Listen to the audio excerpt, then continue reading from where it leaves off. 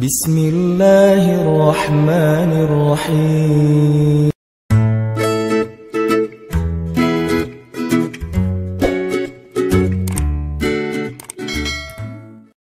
Keinginan besar Ibunda Maryam adalah punya anak yang kelak jadi seperti Zakaria, berkhidmat untuk Masjidil Aqsa.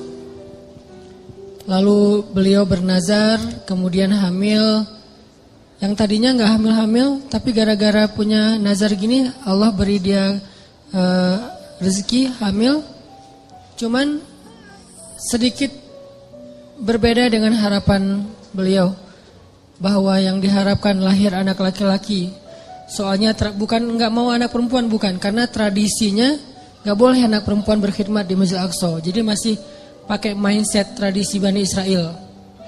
Tapi Allah pengen mematahkan mindset itu, pengen mengganti tradisi itu dengan cara sengaja Allah setting lahirnya anak perempuan. Dan anak perempuannya juga bukan anak perempuan biasa. Menurut saya itu perempuan nomor 1 di dunia yang paling istimewa. Ada 4, Asia, Maryam, Khadijah, Fatimah. Nah 4-4-nya nih sempurna. Tapi kalau buat saya tuh cerita-cerita Maryam tuh luar biasa. Walaupun kita tidak mengecilkan sama sekali Khadijah dan Fatimah, dan itu luar biasa juga. Cuman kalau Maryam sampai nama surat Al-Quran jadi nama dia gitu kan ya. Kisahnya ada di surat Ali Imran, bapaknya juga jadi nama surat, saking istimewanya. Ini Allah setting kayak gitu. Lahir anak perempuan, Maryam dari kecil udah solehah. Solehahnya tuh kayak gift, bakat. Bukan solehah hasil didikan, tapi emang bakat. Kan ada orang yang bakat soleh, ada yang dididik jadi orang soleh. Kalau yang bakat soleh tuh keluarganya gak ada yang soleh. Justru keluarganya soleh gara-gara dia lahir. Jadi setelah dia lahir berubahlah keluarganya, ada yang kayak gitu kan, gift dari Allah ya. Mungkin doa-doa dari kakek buyut entah kesekian. Nah pas Maryam cukup umur, usia masih anak-anak juga, tapi udah cukup umur, bukan lagi dalam asuhan, maka Maryam dibawa ke Masjidil Aqsa. Awalnya ditentang sama rabi-rabi Yahudi yang ada di sana tuh ditentang, karena ini menyelisihi tradisi mereka. Gimana wahai Zakaria kamu masukin anak perempuan? Ini aib buat kita, ini nggak boleh dan seterusnya. Akhirnya Zakaria meyakinkan mereka, membujuk mereka, sampai Zakaria bikin SOP. Udah tenang aja, dia gak akan ganggu kalian. Dia akan kita berikan mihrab sendiri. Dia nanti ada jadwal sendiri. Dia tidak akan ikut dengar taklim. Jadi ada taklim di masjid, cewek gak boleh ikut. Kalau kita kan menyediakan cewek justru di atas kita ya, Masya Allah ya. Saking mulianya cewek itu di atas, kita di bawah. Cuman gak boleh lihat ke belakang ya. Doain aja yang di belakang, mudah-mudahan tahu akun kita. Jadi cewek-cewek pada di atas. Kalau di zaman dulu Bani Israel justru cewek itu nggak boleh ikut taklim loh. Kalau ada yang bilang Islam itu anti perempuan, kesetaraan gender, emansipasi segala macam, enggak. Justru Maryam itu nggak boleh ikut taklim para laki-laki. Mereka buat taklim tafsir Taurat, hadis-hadis Nabi Musa, kan dulu tuh ada tafsir, ada hadis juga ya. Tafsirnya kitab Taurat, hadisnya Nabi Musa, bahas sirah, bahas fikih. Itu semuanya buat cowok-cowok. Ceweknya gak boleh. Kalau Maryam dibolehin tinggal di sebuah mihrab, dengan syarat dia gak boleh ikut dengerin taklim. Dia murni cuma ngangkat-ngangkat air, naruh untuk orang berwudu, terus ngebersihin masjid pas orang udah pada bubar, gitu doang. Tapi subhanallah, banyak adegan ketika murid-murid yang cowok ini ujian, mereka gak bisa jawab, Maryam bisa jawab. Karena Allah sendiri yang mendidik Maryam, bukan seorang ulama. Allah sendiri yang nge-treat Maryam. Jadi ilmu Maryam itu terkenal di antara mereka, sehingga diam-diam cowok-cowoknya malah banyak belajar kepada Maryam. Ini cara Allah mengganti tradisinya. Fataqabbalaha rabbuha biqabulin hasanin wa ambataha nabatan hasanan wa kaffalaha Zakaria. Diberikan tanggung jawab itu kepada Zakaria. Sampai suatu saat, nih Zakaria belum punya anak juga nih. Pengen banget punya anak, dan itu life goalsnya Zakaria, pengen punya anak. Tapi belum kuat. Arti belum kuat, belum utuh. Udah kuat tapi belum utuh. Dari sisi mana utuhnya nanti kita bahas. Terus suatu hari Zakaria lagi mau ngejenguk Maryam di dalam mihrab. Mihrab itu kayak ruangan kecil gitu. Tok tok tok, assalamualaikum, masuklah Zakaria, tiba-tiba ngelihat Maryam lagi berzikir. Dan Maryam itu kalau zikir itu ngeri loh. Selain bekerja ngeberes-beresin masjid, sisanya ngapain? Zikir. Zikir terus, dan zikirnya itu lebih daripada orang tua yang udah soleh banget, ulama besar, lebih dari itu. Padahal anak SD loh. Saking solehnya Maryam, anak SD zikirnya ngalahin ulama-ulama, ketua ormas, founder ormas gitu yang keren-keren. Udah kalah lah pokoknya. Maryam banget tuh. Dia zikir, tidur sebentar, zikir lagi, zikir. Dan buat dia tuh zikir itu kayak kita main. Jadi banyak zikir dia teh. Tagline-nya bukan banyak main, banyak manfaat, gak jelas gitu kan. Banyak zikir tuh Maryam tuh. Subhanallah. Pas Zakaria masuk, ngelihat Maryam lagi berzikir, di sebelahnya ada buah-buahan dan segala macam yang nikmat-nikmat makanan. Dan itu bukan bawaan dari Zakaria. Zakaria kaget. Ya Maryam, anna laki hadza. Maryam, kamu dapat dari mana ini? Kata Zakaria. Kan Zakaria itu sayang banget sama Maryam, lebih dari anaknya sendiri. Sejak Maryam kehilangan ayahnya, jadi yatim, maka Maryam itu adalah Zakaria. Ya seolah-olah anak sendiri buat Zakaria. Dan Zakaria itu sayang banget sama Maryam. Maryam ini dari mana? Kata Zakaria. Huwa min indillah, kata Maryam. Ini dari Allah, wahai paman. Dan Allah yarzuqu may yasha'u bighairi hisab. Allah tuh kalau ngasih rezeki itu gak pernah hitung-hitungan. Gampang banget buat Allah. Malah ceramah. Zakaria, oh iya benar, lanjutin ceramahnya. Tiba-tiba Maryam dapat 1 minute booster. Dan Zakaria tuh ngeklik banget tuh dengan nge-like banget lah pokoknya. Itu benar-benar booster buat Zakaria. Sejak saat itu Zakaria cemburu berat kepada Maryam. Coba teman-teman perhatikan ayat 38. Itu ayat cemburu berat tuh. Hunalika da'a Zakaria rabbah. Qala rabbi habli min ladunka dzurriyyatan thayyibah. Innaka sami'ud du'a. Pada saat itulah Zakaria berdoa kepada Rabbnya. Pada saat apa? Pada saat Zakaria ngelihat Maryam ini udah keren banget. Ada adegan sampai dikasih makan dari langit. Zakaria udah gak tahan lagi. Pengen banget punya anak kayak gini nih. Hunalik. Pada saat itu di sana. Jadi kalau hunaka itu cuman di sana doang. Kalau hunalika di sana dan pada saat itu. Ketika Zakaria terkagum-kagum itu udah luar biasa kepada Maryam. Hunalika da'a Zakaria rabbah. Saat itulah, di sanalah Zakaria langsung berdoa kepada Rabbnya. Rabbi habli min ladunka dzurriyyatan thayyibah. Ya Allah, beri saya keturunan kayak gitu ya Allah. Coba. Kayak gitu. Saya pengen kayak gitu ya Allah, yang soleh seperti itu.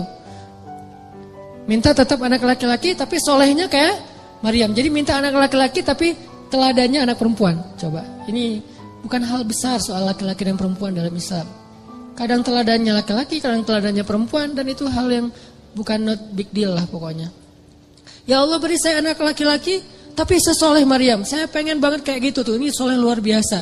Fataqabbal innaka sami'ud du'a. Akhirnya turunlah Jibril kepada Zakaria saat itu di ayat 39. Fanadathul malaikatu wa huwa qa'imun yusalli fil mihrab anna Allah yubashshiruka bi Yahya musaddiqan bi kalimatin min Allah wa sayyidan wa hasuran wa nabiyyan minas salihin. Salah satu di antara kelebihan Yahya yang disebutin di ayat 39 apa? Wahasuran. Hasur. Apa itu hasur? Hasur itu sifat cowok yang kalau di cewek itu namanya Azra. Kan julukan Maryam itu Maryam Al-Azra. Apa arti Maryam Al-Azra? Saint Mary. Itu bahasa Inggris yang diambil dari bahasa Arab. Saint itu artinya suci. Jadi Azra itu suci. Suci dalam arti apa? Gak pernah disentuh oleh siapa-siapa. Walam yamsasni basyaru walam aku baghiya. Saya itu gak pernah disentuh laki-laki dan bukan perempuan yang murahan. Jadi Maryam itu saking terjaganya, dia gak kenal laki-laki kecuali 3 orang yang kenal dekat. 1, bapaknya Imran. 2, pamannya Zakaria. 3, anaknya Isa. Jadi kalau kita periksa di list kontak handphonenya Maryam, cowok itu cuma ada 3 loh. Sisanya semuanya cewek. Kalau kita kan 50-50 sih. Bahaya banget. Atau lebih parah lagi, cewek tapi namanya cowok.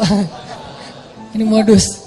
Kalau Maryam, list kontaknya tuh cuma 3 doang yang cowok. Yang sisanya cewek semua, saking terpeliharanya Maryam. Nah kalau perempuan namanya Azra, kalau laki-laki namanya Hasur.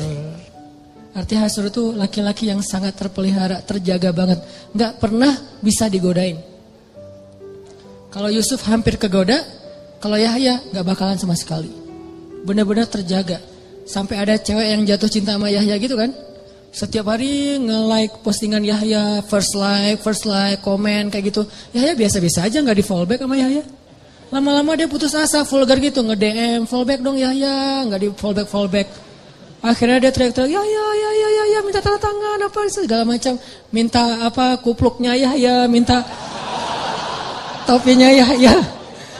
Wah Yahya mah gak diwaro sama Yahya, biasa-biasa aja. Lama-lama nih cewek patah hati.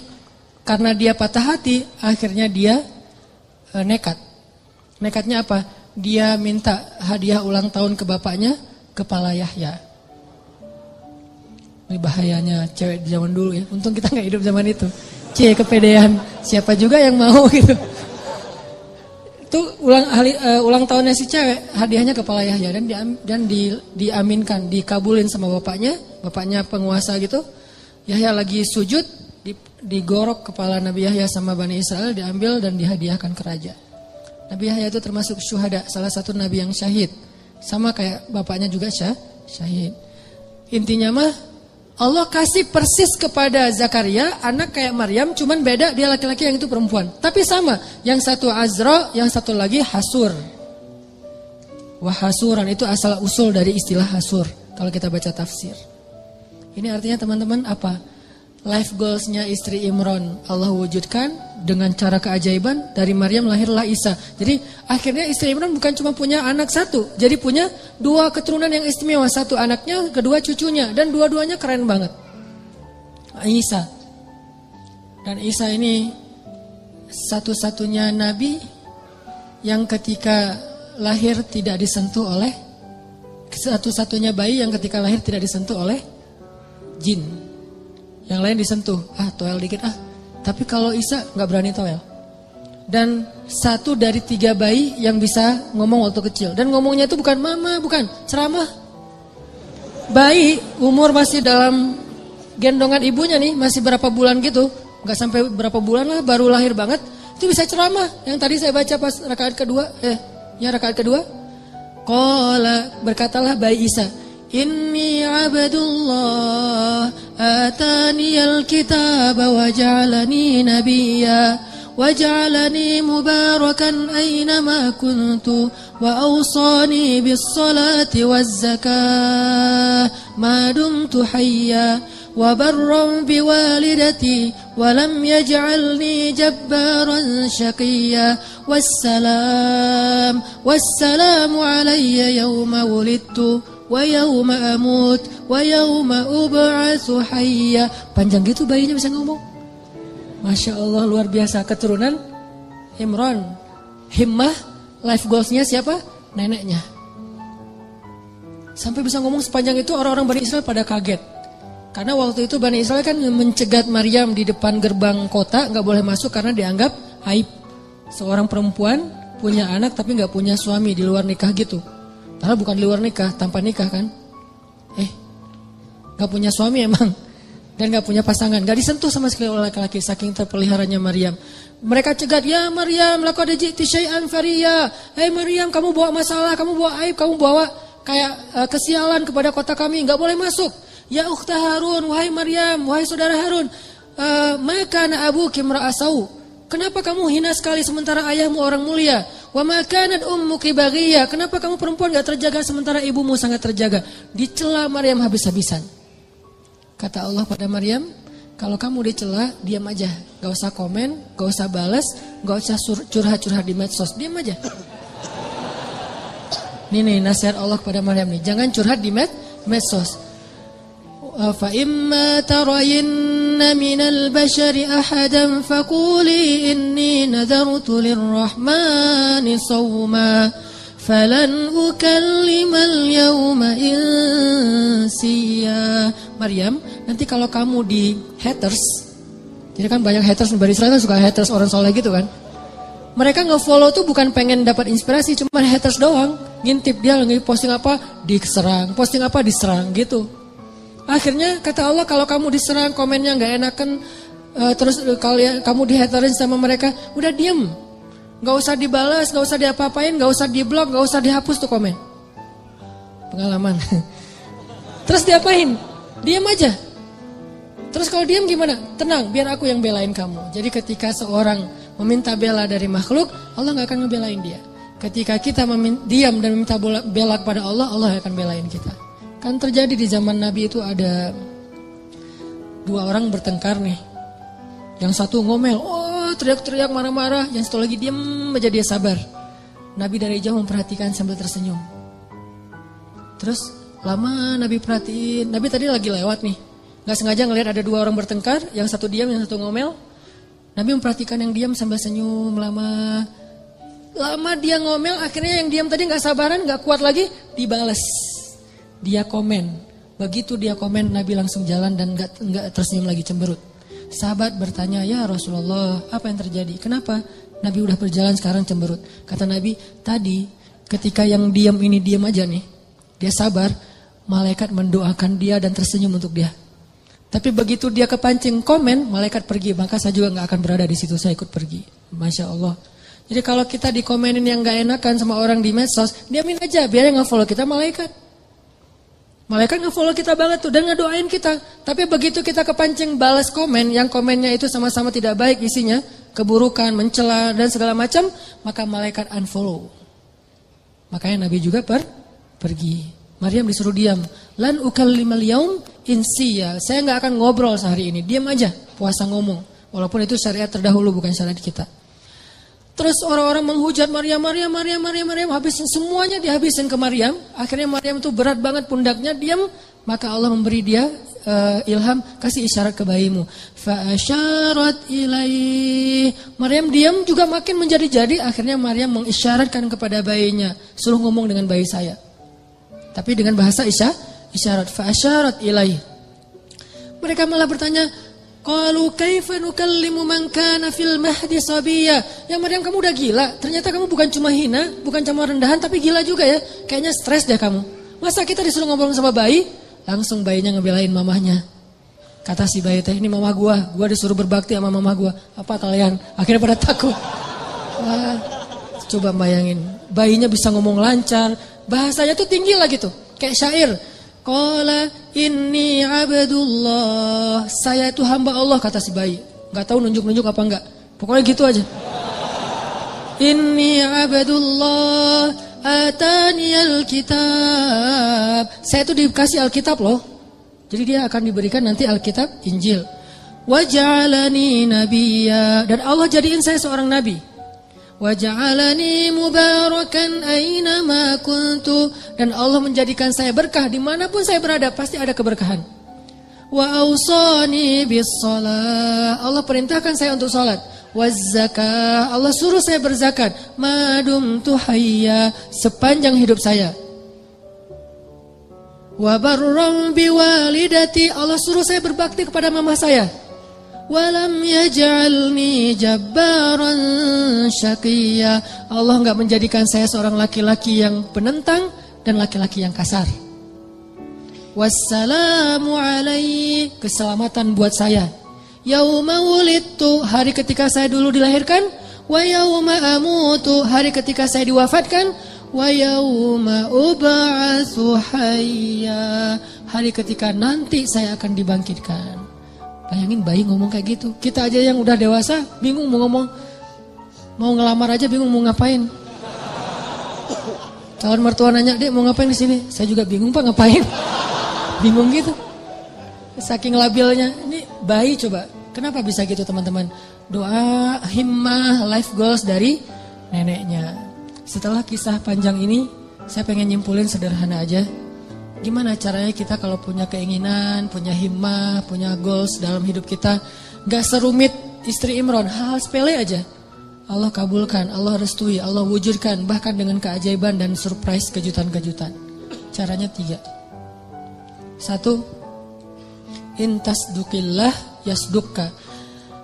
Kalau kita jujur kepada Allah, Allah pasti akan tolong. Apa maksudnya jujur pada Allah? Kita kalau ada kepengen sesuatu, libatin Allah dong dalam kepengen kita, dalam niat kita tuh. Maksud libatin Allah harus ada karena Allahnya. Pengen nikah kenapa? Saya pengen masuk surganya gak sendiri. Pengen nikah kenapa? Saya pengen tahajudnya tuh ada yang bangunin. Walaupun akhirnya dia tidur lagi. Gak apa-apa, yang penting gak bangunin. Pengen kuliah ngambil jurusan A, B, C. Gak apa-apa, gak harus semuanya jurusan agama kan. Ada ilmu syariat, ada ilmu sains. Dan dua-duanya itu bisa jadi ilmu dunia, bisa jadi ilmu akhirat. Karena ilmu akhirat itu bukan ilmu agama, ilmu dunia itu ilmu sains bukan. Ilmu dunia akhirat itu tergantung niatnya buat apa. Orang belajar sains kalau niatnya untuk suatu kebaikan itu ilmu akhirat loh. Makanya libatkan Allah dalam niat kita. Saya belajar desain karena saya pengen bantu dakwah lewat desain. Saya belajar fotografi karena saya pengen bantu dakwah lewat visual. Saya belajar A, B, C sampai Z karena saya pengen. Artinya libatkan Allah dalam proyek kita. Intasdukillah, kalau kita jujur dalam hal itu, yasdukka, Allah pasti bantu banget tuh. Makanya kenapa Allah ngasih keajaiban kepada istri Imran? Karena niatnya juga apa? Pengen berkhidmat ke rumah Allah. Tapi kalau pengen bangga-banggaan doang mungkin gak akan diwujudkan sama Allah. 1 tipsnya, kalau kita pengen life goals kita tuh jadi banget, maka coba libatin Allah dalam niat kita. Tapi kan gak bisa bohong ya sama Allah ya.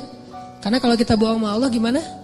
يخادعون الله والذين آمنوا وما يخدعون إلا أنفسهم وما يشعرون. Allah tahu banget lah, kita mau bohong mau jujur tahu banget. Wa asirru qaulakum aw jaharu bih innahu alimun bidzatis sudur. Jadi sama Allah tuh nggak ada gunanya kita bohong. Sama manusia dosa tapi kadang untung. Secara dunia ya, dosa berbohong tapi kadang-kadang untungin dunia kita. Tapi sama Allah gak bisa karena dia gak akan ketipu sama kita.